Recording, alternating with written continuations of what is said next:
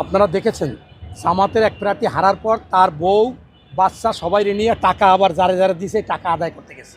আপনারা আমার নামটা মনে নাই, আপনারা মিডিয়ায় দেখেছি আমি, এই টাকা আদায় করতে গেছে সব জায়গায় যে এই টাকা দেন, টাকা দেন, আমরা হই নাই, টাকা দেন। অতএব ওনার বুকে ব্যথা হবে না? যত জাকাতের টাকা মানুষের কাছ দিয়ে প্রতারণা করে আনছে, দলের লোকের কাছ দিয়ে 1 মাসের বেতন লয়ে গেছে।